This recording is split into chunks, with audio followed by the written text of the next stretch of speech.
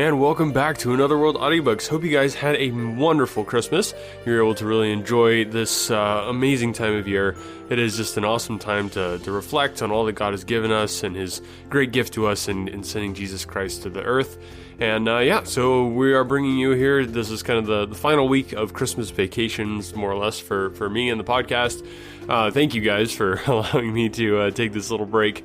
We'll be coming at you next week with the continuation of A Princess of Mars. So we took a little break for the holiday, and now we'll be getting back into that. So I hope you guys enjoyed this final episode of A Christmas Carol. So now without further ado, that's what's coming at you. Stave 4. The Last of the Spirits. The phantom slowly, gravely, silently approached. When it came near him, Scrooge bent down upon his knee, for in the very air through which this spirit moved, it seemed to scatter gloom and mystery. It was shrouded in a deep black garment which concealed its head, its face, its form, and left nothing of it visible save one outstretched hand. But for this, it would have been difficult to detach its figure from the night, and separate it from the darkness by which it was surrounded. He felt that it was tall and stately when it came beside him, and that its mysterious presence filled him with a solemn dread. He knew no more, for the spirit neither spoke nor moved. "I am in the presence of the ghost of Christmas yet to come," said Scrooge. The spirit answered not, but pointed onward with its hand. "You are about to show me shadows of things that have not happened, but will happen in the time before us," Scrooge pursued. "Is that so, spirit?" The upper portion of the garment was contracted for an instant in its folds, as if the spirit had inclined its head. That was the only answer he received. Although well used to ghostly company by this time, Scrooge feared the silent shape so much that his legs trembled beneath him, and he found that he could hardly stand when he prepared to follow it. The spirit paused a moment, as observing his condition and giving him time to recover. But Scrooge was all the worse for this. It thrilled him with a vague, uncertain horror to know that behind the dusky shroud there were ghostly eyes intently fixed upon him, while he, though he stretched his own to the utmost, could see nothing but a spectral hand and one great heap of black. "Ghost of the future," he exclaimed. "I fear you more than any spectre I have seen. But as I know your purpose is to do me good, and as I hope to live to be another man from what I was, I am prepared to bear your company, and do it with a thankful heart. Will you not speak to me?" It gave him no reply. The hand was pointed straight before them. "Lead on," said Scrooge. "Lead on. The night is waning fast, and it is precious time to me, I know. Lead on, spirit." The phantom moved away as it had come towards him. Scrooge followed in the shadow of its dress, which bore him up, he thought, and carried him along. They scarcely seemed to enter the city, for the city rather seemed to spring up about them and encompass them of its own act. But there they were, in the heart of it, on change amongst the merchants, who hurried up and down and chinked the money in their pockets, and conversed in groups, and looked at their watches, and trifled thoughtfully with their great gold seals, and so forth, as Scrooge had seen them often. The spirit stopped beside one little knot of businessmen. Observing that the hand was pointed to them, Scrooge advanced to listen to their talk. "No," said a great fat man with a monstrous chin. "I don't know much about it either way. I only know he's dead." "When did he die?" inquired another. "Last night, I believe." "Why, what was the matter with him?" asked a third, taking a vast quantity of snuff out of a very large snuff-box. "I thought he'd never die." "God knows," said the first with a yawn. "What has he done with his money?" asked a red-faced gentleman with the pendulous excretions on the end of his nose that shook like the gills of a turkey-cock. "I haven't heard," said the man with the large chin, yawning again. "Left it to his company, perhaps. He hasn't left it to me, that's all I know." This pleasantry was received with a general laugh. "It's very likely to be a very cheap funeral," said the same speaker. "For upon my life, I don't know of anybody who'd go to it. Suppose we make up a party and volunteer." "I don't mind going if a lunch is provided," observed the gentleman with the excretions on his nose. "But I must be fed if I make one." Another laugh. Well, I'm the most disinterested among you after all, said the first speaker. For I never wear black gloves, and I never eat lunch. But I'll offer to go, if anybody else will. When I come to think of it, I'm not at all sure that I wasn't his most particular friend, but we used to stop and speak whenever we met. Bye-bye. Speakers and listeners strolled away and mixed with other groups. Scrooge knew the men, and looked towards the spirit for an explanation. The phantom glided on into a street. Its finger pointed to two persons meeting. Scrooge listened again, thinking that the explanation might lie here. He knew these men also, perfectly. They were men of business, very wealthy and of great importance. He had made a point always of standing well in their esteem, in a business point of view, that is, strictly in a business point of view. How are you? Said one. How are you? Returned the other. Well, said the first. Old Scratch has got his own at last, eh? So I am told, returned the second. Cold, isn't it? Seasonable for Christmas time. You're not a skater, I suppose? No. Something else to think of. Good morning. Not another word. That was their meeting, their conversation, and their parting. Scrooge was at first inclined to be surprised that the spirit should attach importance to conversations apparently so trivial, but feeling assured that they must have some hidden purpose, he set himself to consider what it was likely to be. They could scarcely be supposed to have any bearing on the death of Jacob, his old partner, for that was past, and this ghost province was the future. Nor could he think of any one immediately connected with himself to whom he could apply them. But nothing doubting that, to whomever they applied, they had some latent moral for his own improvement, he resolved to treasure up every word he heard, and everything he saw, and especially to observe the shadow of himself when it appeared, for he had an expectation that the conduct of his future self would give him the clue he missed, and would render the solution of these riddles easy. He looked about in that very place for his own image, but another man stood in his accustomed corner, and though the clock pointed to his usual time of day for being there, he saw no likeness of himself among the multitudes that poured in through the porch. It gave him little surprise, however, for he had been revolving in his mind a change of life, and thought and hoped he saw his newborn resolutions carried out in this. Quiet and dark beside him stood the phantom, with his outstretched hand. When he roused himself from his thoughtful quest, he fancied from the turn of the head and its situation in reference to himself that the unseen eyes were looking at him keenly. It made him shudder and feel very cold. They left the busy scene, and went into an obscure part of town where Scrooge had never penetrated before, although he recognized its situation and its bad repute. The ways were foul and narrow, the shops and houses wretched, the people half naked, drunken, slipshod, ugly. Alleys and archways, like so many cesspools, disgorged their offences of smell and dirt and life upon the strangling streets, and the whole quarter reeked with crime, with filth and misery. Far in this den of infamous resort there was a low-browed, beetling shop below a penthouse roof, where iron, old rags, bottles, bones, and greasy offal were brought. Upon the floor within were piled up heaps of rusty keys, nails, chains, hinges, files, scales, weights, and refuse iron of all kinds. Secrets that few would like to scrutinize were bred and hidden in the mountains of unseemly rags, masses of corrupted fat, and sepulchres of bones. Sitting in among the wares he dealt in, by a charcoal stove made of old bricks, was a grey-haired rascal, nearly 70 years of age, who had screened himself from the cold air without by a frowsy curtaining of miscellaneous tatters hung upon a line, and smoked his pipe in all the luxury of calm retirement. Scrooge and the phantom came into the presence of this man just as a woman with a heavy bundle slunk into the shop, but she had scarcely entered when another woman, similarly laden, came in too, and she was closely followed by a man in faded black, who was no less startled by the sight of them than they had been upon the recognition of each other. After a short period of blank astonishment, in which the old man with the pipe had joined them, they all three burst into a laugh. "Let the charwoman alone to be the first," cried she who had entered first. "Let the laundress alone to be the second, and let the undertaker's man alone to be the third.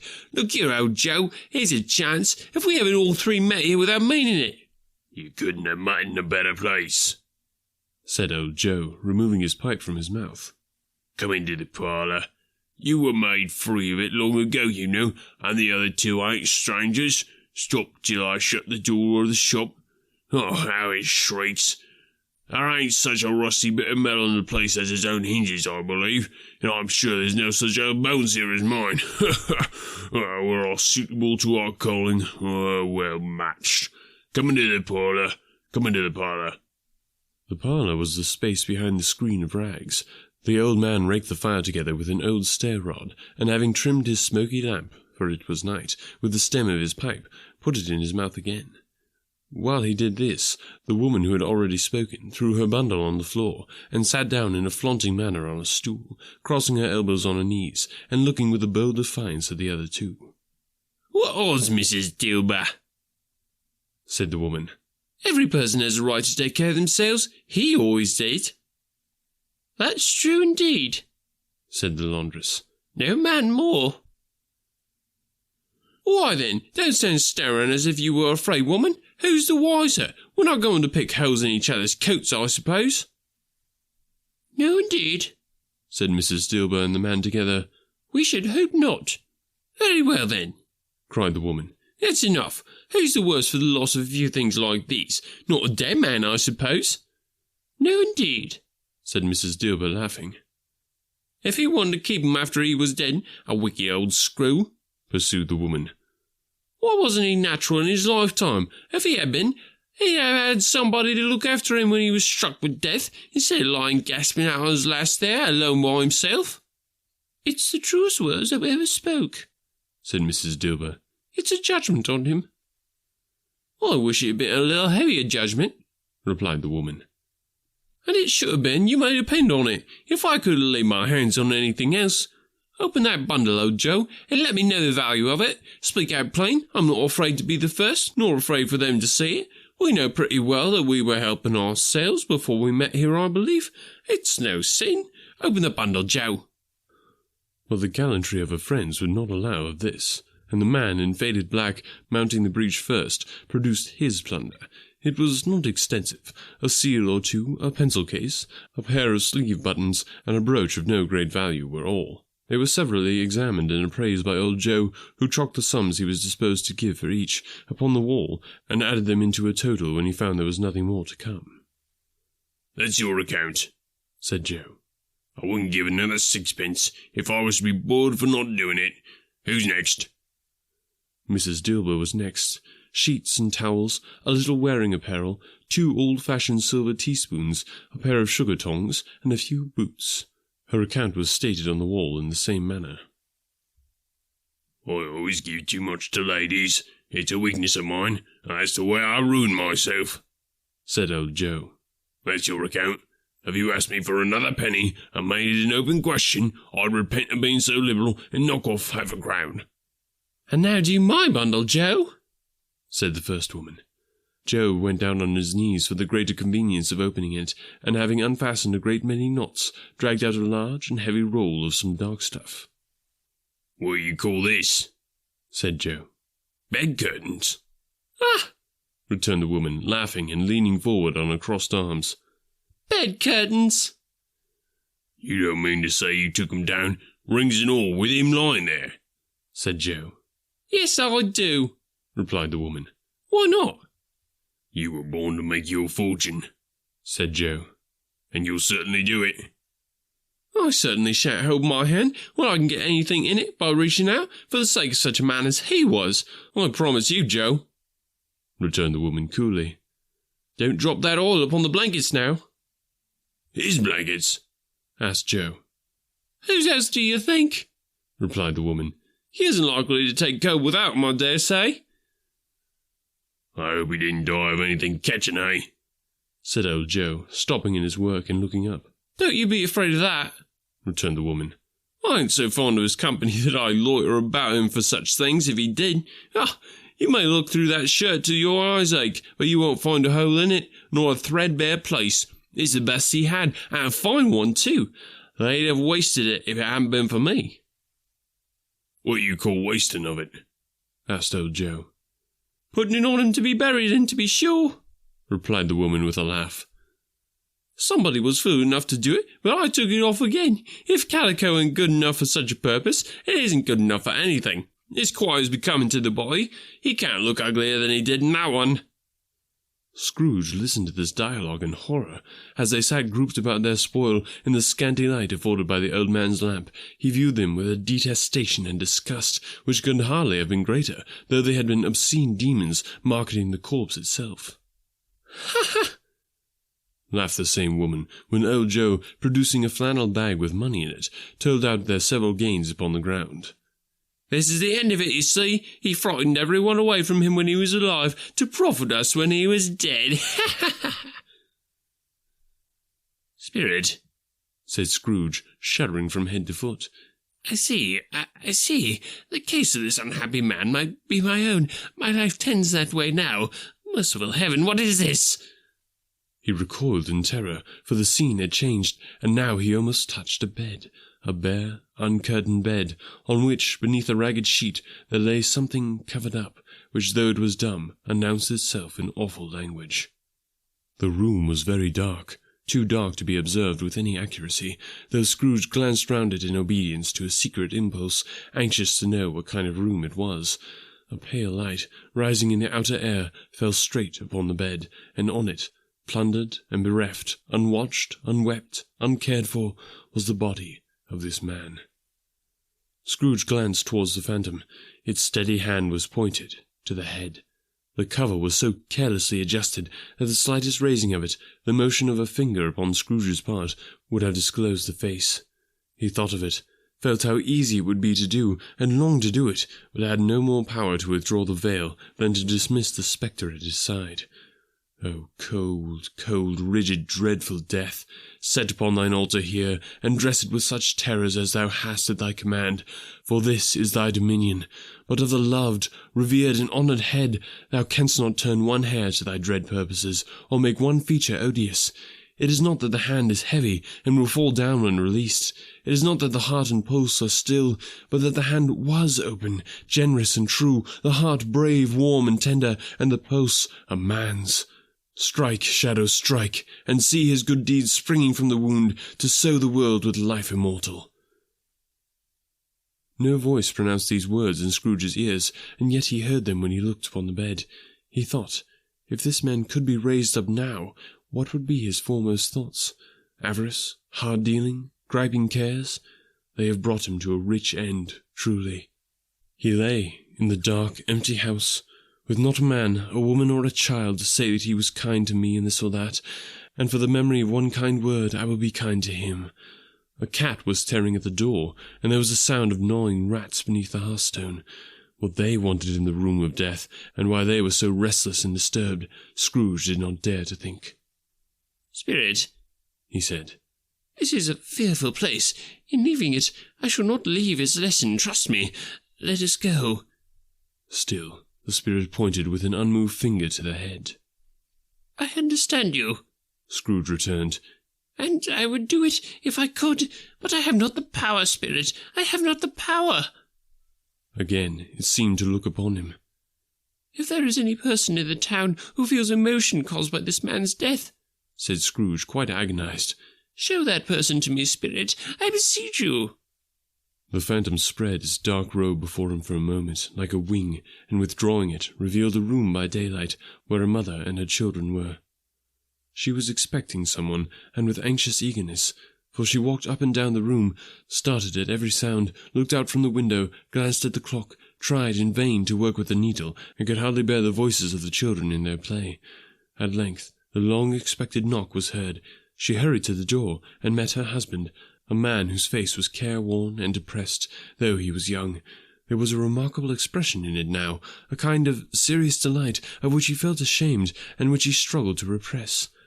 He sat down to the dinner that had been holding for him by the fire, and when she asked him faintly what news, which was not until after a long silence, he appeared embarrassed how to answer. "Is it good," she said, "or bad?" to help him. "Bad," he answered. "We are quite ruined." "No, there is hope yet, Caroline." "If he relents," she said, amazed. "There is. Nothing is past hope if such a miracle has happened." "He is past relenting," said her husband. "He is dead." She was a mild and patient creature if her face spoke truth, but she was thankful in her soul to hear it, and she said so with clasped hands. She prayed forgiveness the next moment, and was sorry, but the first was the emotion of her heart. What the half-drunken woman whom I told you of last night said to me when I tried to see him and obtain a week's delay, and what I thought was a mere excuse to avoid me, turns out to have been quite true. He was not only very ill, but dying then. To whom will our debt be transferred? I don't know, but before that time we shall be ready with the money, and even though we were not, it would be a bad fortune indeed to find so merciless a creditor in this successor. We may sleep tonight with light hearts, Caroline. Yes, soften it as they would, their hearts were lighter. The children's faces, hushed and clustered round to hear what they so little understood, were brighter, and it was a happier house for this man's death. The only emotion that the ghost could show him, caused by the event, was one of pleasure. Let me see some tenderness connected with the death, said Scrooge. Or that dark chamber spirit which we left just now will be ever present to me. The ghost conducted him through several streets familiar to his feet, and as they went along, Scrooge looked here and there to find himself, but nowhere was he to be seen. They entered poor Bob Cratchit's house, the dwelling he had visited before, and found the mother and the children seated round the fire. Quiet, very quiet. The noisy little Cratchits were as still as statues in one corner, and sat looking up at Peter, who had a book before him. The mother and her daughters were engaged in sewing, but surely they were very quiet. And he took a child and set him in the midst of them. Where had Scrooge heard those words? He had not dreamed them. The boy must have read them out, as he and the spirit crossed the threshold. Why did he not go on? The mother laid her work upon the table, and put her hands up to her face. The colour hurts my eyes, she said. The colour. Oh, poor Tiny Tim. They're better now again, said Cratchit's wife. It makes them weak by candlelight. I wouldn't show weak eyes to your father when he comes home for the world. It must be near his time. Past it, rather, Peter answered, shutting up his book. But I think he's walked a little slower than he used to these last few evenings, Mother. They were very quiet again. At last she said in a steady, cheerful voice that only faltered once. I have known him to walk with Tiny Tim upon his shoulder very fast indeed. And so have I, cried Peter. Often. And so have I, exclaimed another. So had all. But he was very light to carry, she resumed, intent upon her work. His father loved him so. That was no trouble. No trouble. Oh, and there is your father at the door. She hurried out to meet him, and little Bob, in his comforter, he had need of it, poor fellow, came in. His tea was ready for him on the hob, and they all tried who should help him to it the most. Then the two young Cratchits got upon his knees, and laid each child a little cheek against his face, as if they said, "Don't mind it, father, don't be grieved." Bob was very cheerful with them, and spoke pleasantly to all the family. He looked at the work upon the table, and praised the industry and speed of Mrs. Cratchit and the girls. They would be done long before Sunday, he said. Sunday? You went today, then, Robert? said his wife. Yes, my dear, returned Bob. I wish you could have gone. It would have done you good to see how green a place it is. But you'll see, Orphan. I promised him that I would walk there on a Sunday. My little child, cried Bob. My little child. He broke down all at once. He couldn't help it. If he could have helped it, he and his child would have been farther apart perhaps than they were. He left the room and went upstairs into the room above, which was lighted cheerfully and hung with Christmas. There was a chair set close beside the child, and there were signs of someone having been there lately. Poor Bob sat down in it, and when he had thought a little and composed himself, he kissed the little face. He was reconciled to what had happened, and went down again, quite happy. They drew about the fire and talked, the girls and mother working still. Bob told them of the extraordinary kindness of Mr. Scrooge's nephew, whom he had scarcely seen but once, and who, meeting him in the street that day, and seeing that he looked just a little down, you know, said Bob, inquired what had happened to distress him. On which, said Bob, for he is the pleasantest spoken gentleman you ever heard. I told him, I am heartily sorry for it, Mr. Cratchit, he said, and heartily sorry for your good wife. By the by, how he ever knew that, I don't know. Knew what, dear?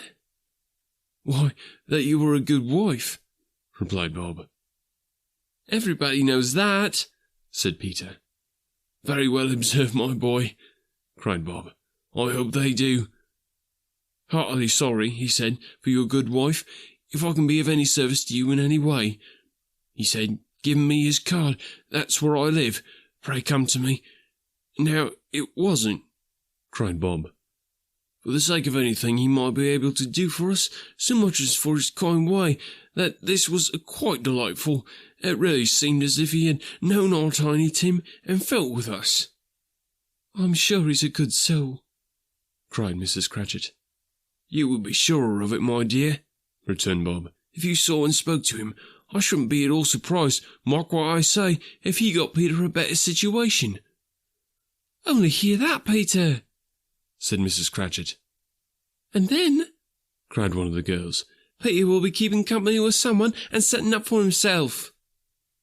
Get along with you, retorted Peter, grinning. It's just as likely as not, said Bob. One of these days, though there's plenty of time for that, my dear. But however and whenever we part from one another, I'm sure we shall none of us forget poor Tiny Tim, shall we, or this first parting that there was among us? Never, father, cried they all. And I know, said Bob, I know, my dears, that when we recollect how patient and how mild he was, although he was a little child, we shall not quarrel easily among ourselves and forget poor Tiny Tim in doing it. No, never, father, they all cried again. I'm very happy, said little Bob. I'm very happy. Mrs. Cratchit kissed him, his daughters kissed him, the two young Cratchits kissed him, and Peter and himself shook hands. Spirit of Tiny Tim, thy childish essence was from God. Spectre, said Scrooge, something informs me that our parting moment is at hand. I know it, but I know not how. Tell me what man that was whom we saw lying dead. The ghost of Christmas yet to come conveyed him, as before, though at a different time, he thought. Indeed, there seemed no order in these latter visions, save that they were in the future, into the resorts of businessmen, but showed him not himself. Indeed, the spirit did not stay for anything, but went straight on, as to the end just now desired, until besought by Scrooge to tarry for a moment. This court, said Scrooge, through which we hurry now, is where my place of occupation is, and has been for a length of time. I see the house. Let me behold what I shall be in days to come. The spirit stopped. The hand was pointed elsewhere. The house is yonder, Scrooge exclaimed. Why do you point away? The inexorable finger underwent no change. Scrooge hastened to the window of his office and looked in. It was an office still, but not his. The furniture was not the same, and the figure in the chair was not himself. The phantom pointed as before. He joined it once again, and wondering why and whither he had gone, accompanied it until they reached an iron gate. He paused to look round before entering. A churchyard. Here, then, the wretched man whose name he had now to learn lay underneath the ground. It was a worthy place, walled in by houses, overrun by grass and weeds, the growth of vegetation's death, not life, choked up with too much burying, fat with repleted appetite. A worthy place. The spirit stood among the graves and pointed down to one. He advanced towards it, trembling. The phantom was exactly as it had been, but he dreaded that he saw new meaning in its solemn shape. Before I draw near to that stone to which you point, said Scrooge, answer me one question. Are these the shadows of things that will be, or are they shadows of things that may be only? Still, the ghost pointed downward to the grave by which it stood. Men's courses will foreshadow certain ends, to which, if persevered in, they must lead, said Scrooge. But if the courses be departed from, the ends will change. Say it is thus with what you show me. The spirit was immovable as ever. Scrooge crept towards it, trembling as he went, and following the finger, read upon the stone of the neglected grave his own name. Ebenezer Scrooge. Am Am I that man who lay upon the bed?" he cried, upon his knees. The finger pointed from the grave to him and back again. "No, spirit! Oh, no, no!" The finger still was there. "Spirit!" he cried, tight clutching at his robe. "Hear me! I am not the man I was. I will not be the man I must have been but for this intercourse. Why show me this if I have past all hope?" For the first time the hand appeared to shake. "Good spirit," he pursued, as down upon the ground he fell before it. "Your nature intercedes for me and pities me. Assure me that I yet may change these shadows you have shown me by an altered life." The kind hand trembled. "I will roll a Christmas in my heart and try to keep it all the year. I will live in the past, the present, and the future. The spirits of all three shall strive within me. I will not shut out the lessons that they teach. Oh, tell me that I may sponge away the writing on this stone." In his agony he caught the spectral hand. It sought to free itself, but he was strong in his entreaty, and detained it. The spirit, stronger yet, repulsed him. Holding up his hands in a last prayer to have his fate reversed, he saw an alteration in the phantom's hood and dress. It shrunk, collapsed, and dwindled down into a bedpost. Stave 5. The end of it. Yes! And the bedpost was his own. The bed was his own. The room was his own. Best and happiest of all, the time before him was his own, to make amends in. "I will live in the past, the present, and the future," Scrooge repeated as he scrambled out of bed. "The spirits of all three shall strive within me. Oh, Jacob Marley, heaven and the Christmas time be praised for this. I say it on my knees, oh Jacob, on my knees." He was so fluttered and so glowing with his good intentions that his broken voice would scarcely answer to his call. He had been sobbing violently in his conflict with the spirit, and his face was wet with tears. "They are not torn down," cried Scrooge, folding one of his bed curtains in his arms. "They are not torn down, rings at all. They are here. I am here. The shadows of the things that would have been may be dispelled. They will be. I know they will."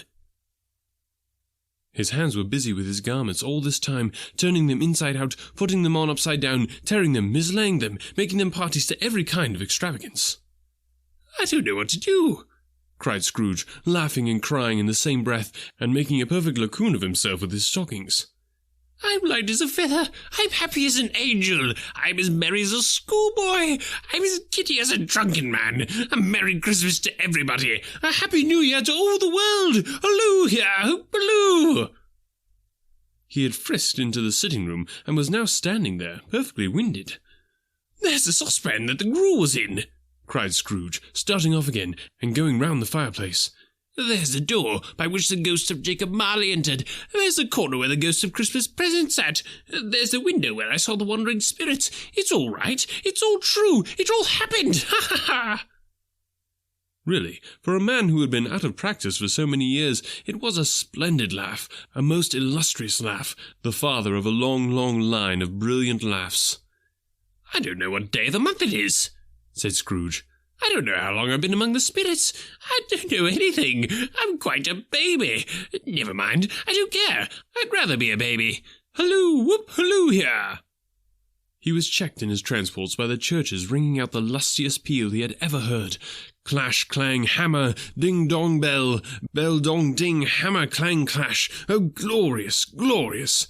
Running out to the window, he opened it and put out his head. No fog, no mist. Clear, bright, jovial, stirring cold. Cold, piping for the blood to dance to. Golden sunlight, heavenly sky, sweet, fresh air, merry bells. Oh, glorious, glorious!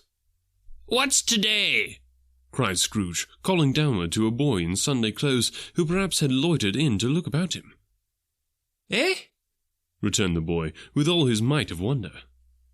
"What's today, my fine fellow?" said Scrooge. "Today?" replied the boy. "Why, Christmas Day."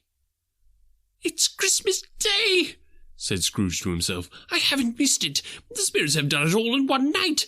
But they can do anything they like. Of course they can. Of course they can. Hello, my fine fellow." "Hello," returned the boy. "Do you know the poulterers in the next street but one, at the corner?" Scrooge inquired. I should hope I did, replied the lad. An intelligent boy, said Scrooge. A remarkable boy. Do you know whether they've sold the prize turkey that was hanging up there? Not the little prize turkey, the big one. What, the one as big as me? returned the boy. What a delightful boy, said Scrooge. It's a pleasure to talk to him. Yes, my buck. It's hanging there now, replied the boy. Is it? said Scrooge. Go and buy it. What, go? exclaimed the boy. No, said Scrooge. I'm in earnest. Go and buy it, and tell them to bring it here, that I may give them the direction where to take it. Come back with the man, and I'll give you a shilling. Come back with him in less than 5 minutes, and I'll give you half a crown. The boy was off like a shot. He must have had a steady hand at the trigger who could have got a shot off half so fast. I'll send it to Bob Cratchit's, whispered Scrooge, rubbing his hands and splitting with a laugh. He shall know who sends it. It's twice the size of Tiny Tim. Joe Miller never made such a joke as sending it to Bob's will be. The hand in which he wrote the address was not a steady one, but write it he did somehow, and went downstairs to open the street door, ready for the coming of the poulterer's man. As he stood there waiting his arrival, the knocker caught his eye. I shall love it as long as I live, cried Scrooge, patting it with his hand. I scarcely ever looked at it before. What an honest expression it has in its face. It's a wonderful knocker. Here's the turkey. Hello, whoop! How are you? Merry Christmas! It was a turkey. He never could have stood upon his legs, that bird. He would have snapped them short off in a minute, like sticks of sealing wax. Why, it's impossible to carry that to Camden Town, said Scrooge. You must have a cab. The chuckle with which he said this, and the chuckle with which he paid for the turkey, and the chuckle with which he paid for the cab, and the chuckle with which he recompensed the boy, were only to be exceeded by the chuckle with which he sat down breathless in his chair again, and chuckled till he cried. Shaving was not an easy task, for his hand continued to shake very much, and shaving requires attention, even when you don't dance while you're at it. But if he had cut off the end of his nose, he would have put a piece of sticking plaster over it, and been quite satisfied. He dressed himself all in his best, and at last got out into the streets. The people were by this time pouring forth, as he had seen them with the ghost of Christmas present, and walking with his hands behind him, Scrooge regarded every one with a delighted smile. He looked so irresistibly pleasant, in a word, that 3 or 4 good-humoured fellows said, "Good morning, sir, and Merry Christmas to you." And Scrooge said often afterwards that of all the blithe sounds he had ever heard, those were the blithest in his ears. He had not gone far, when, coming on towards him, he beheld the portly gentleman who had walked into his counting-house the day before, and said, "Scrooge and Marley's, I believe." It sent a pang across his heart to think how this old gentleman would look upon him when they met, but he knew what path lay straight before him, and he took it. My dear sir," said Scrooge, quickening his pace, and taking the old gentleman by both his hands. "I hope you succeeded yesterday. It was very kind of you. A Merry Christmas to you, sir." "Mr. Scrooge?" "Yes," said Scrooge. "That is my name, and I fear it may not be a pleasant one to you. Allow me to ask your pardon, and will you have the goodness—" Here Scrooge whispered in his ear. "Lord bless me!"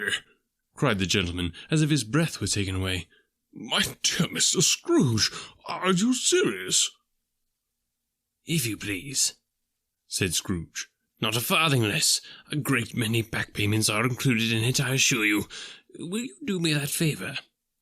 "My dear sir," said the other, shaking hands with him, "I don't know what to say to such munificent—" "Don't say anything, please," retorted Scrooge.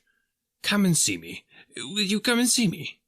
"I will," cried the old gentleman, and it was clear he meant to do it. "Thank ye," said Scrooge. "I'm much obliged to you. I thank you 50 times. Bless you." He went to church, and walked about the streets, and watched the people hurrying to and fro, and patted children on the head, and questioned beggars, and looked down into the kitchens of houses, and up to the windows, and found that everything could yield him pleasure. He had never dreamed that any walk, that anything, could give him so much happiness. In the afternoon he turned his steps toward his nephew's house. He passed the door a dozen times before he had the courage to go up and knock, but he made a dash and did it. "Is your master at home, my dear?" said Scrooge to the girl. Nice girl, very.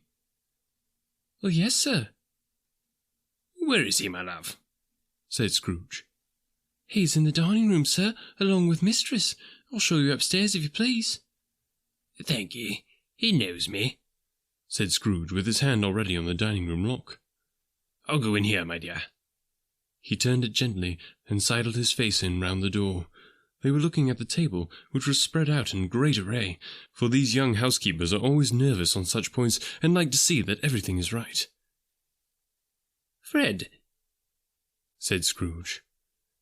Dear heart alive, how his niece by marriage started! Scrooge had forgotten for the moment about her sitting in the corner with the footstool, or he wouldn't have done it on any account. Why, bless my soul! Cried Fred. Who's that? It's I, your Uncle Scrooge. I have come to dinner. Will you let me in, Fred? Let him in? It was a mercy he didn't shake his arm off. He was at home in 5 minutes. Nothing could be heartier. His niece looked just the same. So did Topper when he came. So did the plump sister when she came. So did everyone when they came. Wonderful party, wonderful games, wonderful unanimity, wonderful happiness. But he was early at the office next morning. Oh, he was early there. If he could only be there first, and catch Bob Cratchit coming in late. That was the thing he had set his heart upon. And he did it. Yes, he did. The clock struck 9. No Bob. 1:15. No Bob. He was full 18 minutes and a half behind his time.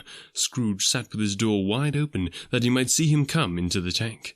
His hat was off before he opened the door, his comforter too. He was on his stool in a jiffy, driving away with his pen as if he were trying to overtake 9 o'clock. "Hello," growled Scrooge, in his accustomed voice, as near he could feign it. "What do you mean by coming here at this time of day?" "I'm very sorry, sir," said Bob. "I am behind in my time." "You are?" repeated Scrooge. "Yes, I think you are. Step this way, sir, if you please." "It's only once a year, sir," pleaded Bob, appearing from the tank. "It shall not be repeated. I was making rather merry yesterday, sir."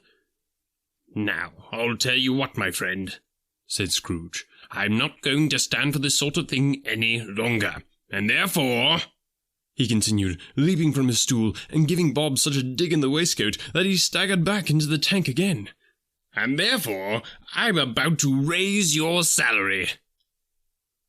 Bob trembled and got a little nearer to the ruler. He had a momentary idea of knocking Scrooge down with it, holding him and calling to the people in the court for help and a straight waistcoat.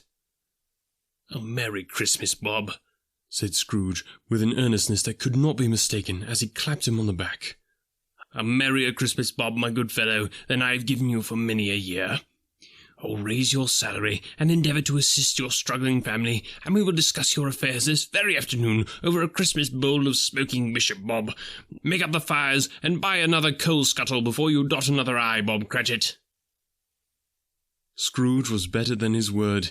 He did it all, and infinitely more, and to Tiny Tim, who did not die, he was a second father. He became as good a friend, as good a master, and as good a man as the good old city knew, or any other good old city, town, or borough in the good old world. Some people laughed to see the alteration in him, but he let them laugh, and little heeded them, for he was wise enough to know that nothing ever happened on this globe for good, at which some people did not have their fill of laughter in the outset, and knowing that such as these would be blind anyway, he thought it quite as well that they should wrinkle up their eyes in grins as have the malady in less attractive forms. His own heart laughed, and it was quite enough for him. He had no further intercourse with spirits, but lived upon the total abstinence principle ever afterwards, and it was always said of him that he knew how to keep Christmas well, if any man alive possessed the knowledge. May that be truly said of us, and all of us, and so, as Tiny Tim observed, God bless us, everyone. The end.